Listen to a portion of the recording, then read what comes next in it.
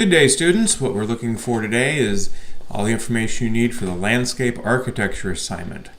For ultimate success in this assignment, you have to have the subject that does not move or cannot be moved, and you cannot control the light. So it has to be natural light from the sky. You can't manipulate the light in any way.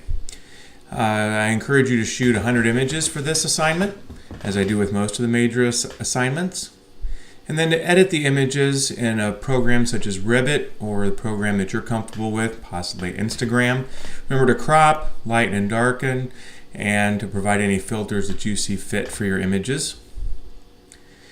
Regarding your subject, think about getting close, getting unique angles, something distinctive that really makes the image pop. Don't just find a house and stand out in front and get the picture of the house way up front. Like the hand motions there. Ooh, cool. There we go. Nice. Don't get the whole house like this. Think of unique angles, and we'll see that in the samples in just a minute. Think about lighting, whether you shoot in the morning, at noon, at dusk, or possibly even at night. Think about those subjects and when they'll best present themselves. In the first image, we have the picture of the barn. The student here photographed through the trees and had a really nice even light on the subject and provided that contrast of the leaves that are barren and a broken down barn. The next image is a flower against a tree, and this one's really close, and when I first looked at it I thought you were looking down on a flower, but it's really a tree trunk. Look deep inside and you'll see the tree trunk and the perspective of the flower against that tree trunk. Really fascinating image. The next image is the picture in front of the Methodist Hospital. This is right up near the front of the atrium, looking straight up. I'm really fascinated here by the clouds reflecting off the glass, clouds up in the sky, and the U.S. flag shining through the glass. The fourth image is the Riverfront Museum, photographed at dusk. A point here that I'd like to make is a unique cloud situation. So here we are at dusk and the clouds are pink. And this doesn't happen every day. So if you're at home running about, you've got your camera with you and you see some unique lighting in the clouds, start looking for how the landscape architecture subjects might change and be enhanced by the clouds that you photograph against. Next image is the Riverfront Museum again. This is at night, shooting against the cylinder that lights up in different colors. I like how the photographer here captured the moon on the right-hand side, balanced out by the parking lot light, or the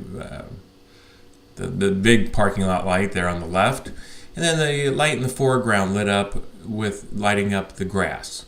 Some nice colors in there. Might have run that through some enhancements. I really like how the colors really balance out and the whole balance of the image. Next image is of the Riverfront Museum during construction. Here the photographer shot straight through the fence, and that kind of shadow you see is the chain link fence. And they use that as part of the structure in contrasting the vertical and horizontal lines with the cross of the fence.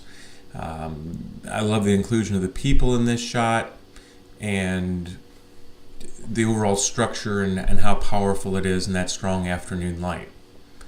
Next image looks like an Instagram edited image of a sculpture.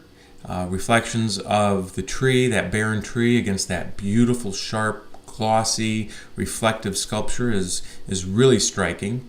I'm guessing here that the color originally was just really dull and drab, so the photographer knew it was an interesting image and moved it into an editing program and applied a sepia of some sort to this image to get this result. We go next to the silo. The silo is absolutely gorgeous. This is moving in a lot closer, cropping off the foundation of the silo and getting into the texture of the rust and the metal and that big gaping hole which is the front door of the silo. I love the contrasts here. The texture is just incredible. Next, we go to snow. Hopefully during this class we're not going to have any snow opportunities, but here we have the trees in the background that go real dark and contrasted with that snow with a slight melting indentation in the foreground. Really fascinating a nice contrast of dark and light and still capturing the texture of that snow. Next image is from up a tree, it appears. A photographer climbed up in a tree and shot straight down on the trunk. Get a really unique perspective here, putting yourself in a position different from standing at full height and just snapping away. Inclusion of the stepping stones around the tree is a nice graphic interface. Really enjoy that. And lastly, we go to the bubbles, water droplets, thank you. Water droplets on a car. Here the student had just waxed his car and then resprayed it and got these bubbles. Not bubbles. Love this. The water droplets on the wax car, shot with a really shallow depth of field. It was probably dark out.